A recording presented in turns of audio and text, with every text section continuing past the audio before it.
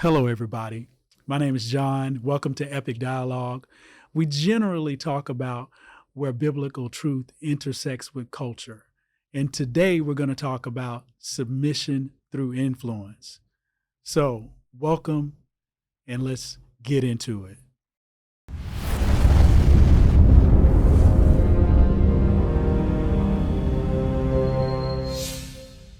Welcome, everybody, to another episode of Epic Dialogue. My name is John, and I am here with Marlon and Dale, my brothers. Yes. Gentlemen, it's good to see you. Yeah. And it's good to be back for another episode. Glad to be alive. Yes, sir. Awesome. Yeah. Awesome. How you been? Been great. Everything's wonderful. How about you? How about you, Dale? Marlon, you been great. How about you, Dale? Hanging on the string. You're hanging on a string, brother? Yeah, it's been a long week. But I'm here. I made it. I understand that. I understand that. Sometimes in weeks we have challenges, right? Yeah. We have things that come up that we don't anticipate and we have to adjust. And nothing wrong with that. That's how life is. Yeah, that's life. But this morning I wanted to talk to you guys about the subject of submission through influence. Mm. And I know we had a little bit of a pre-conversation. So I want to see where this is going to go today, because there's some interesting things about culture, because culture thinks that choice gives us actually freedom. Mm. But I think choice is really an opportunity to become a slave to something by what you choose. That's deep. That's deep. So submission through influence is something that I would say when we look at it, we have to think about all the things that we're influenced by and how we respond to it and how it affects our behavior.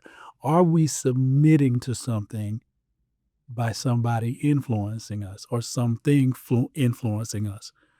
That's what I'm thinking about when I'm thinking about submission through influence, because I think people underrate that. Any initial thoughts from either of you, Marlon, Dale? Yeah, I get to think, commercials, movies, music, all these are like influences that I see that can create a submission or a stronghold. Yeah, especially the characters, specified on characters. And I'm going to dig into that part, but I want to start with the foundational thing. And I think the foundational thing, I'm going to start from scripture, as you would, Marlon. You say everything starts from scripture, right? Right. So I think about the story of Eve in the beginning with the serpent, right? Right.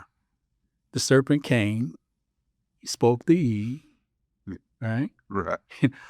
In that transaction, he influenced her to do something that she had a pretty good idea that she wasn't supposed to do, but she went ahead and did it anyway.